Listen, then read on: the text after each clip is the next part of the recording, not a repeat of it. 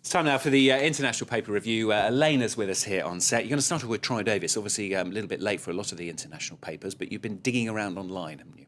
Yes, let's start with the Huffington Post. If we have a look at their homepage, it looks very much like a memorial right now, with a photo of Troy Davis and the dates of his birth and death under the headline, Troy Davis, death row inmate killed.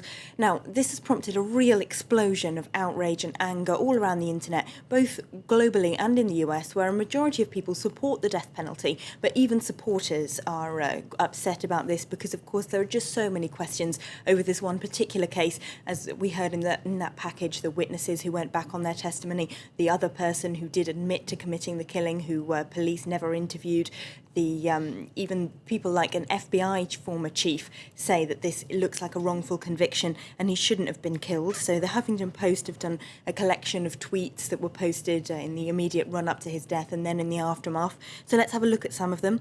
There's a statement from the Georgia representative Hank Johnson, so he's the local Congress representative for the area where that murder happened. He said, "I offer my thoughts and prayers to the family of Troy Davis, a man killed by the state of Georgia despite the lack of moral certainty as to his guilt." There are people on Twitter calling for a boycott of products made in Georgia. There's people accusing the Supreme Court of racism, and very seasoned, hard-bitten, you might say, foreign correspondents saying that waiting for that decision after that 11th hour possibility of a reprieve was the longest and most brutal day of my life, says The Guardian's Ed Pilkington, who was there on the scene. So really quite moving tweets today. Let's have a look at a report in the local paper, the Atlanta Journal, from a reporter who was actually on the scene. She was one of 5 journalists actually allowed in to witness the execution.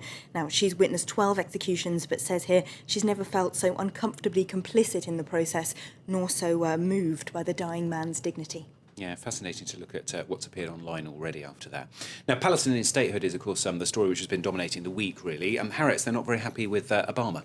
No, they're not at all. They say that with speeches like the one he made last night, they won't advance the peace process one iota. They say they could even spark a popular uprising as the Palestinians become more discontent with Israel and with their US allies. They might cause riots. They say the US, if it carries on like this, just supporting the Israeli line, they'll no longer be able to broker any diplomatic negotiations. And they say, what happened to Obama? How did he move so quickly backwards from the president who said in that famous Cairo speech in 2009 that he sympathised with the plight of Palestinians living under occupation, to one now who's really toting the Israeli line last night, they say.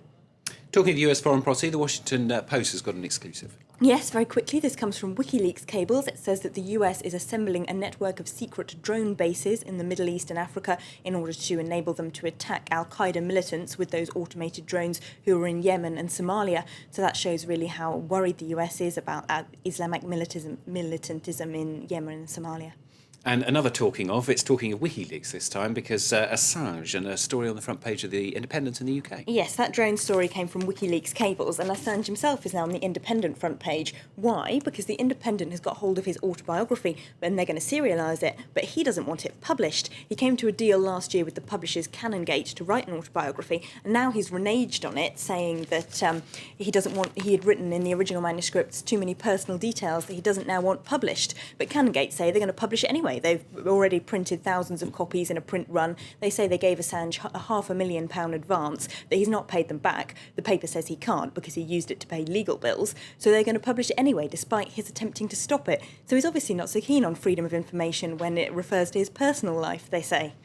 Leaks of WikiLeaks. All right, thank you very much, Elena. That's Elena here at this time every day, of course, with the international papers on France 24.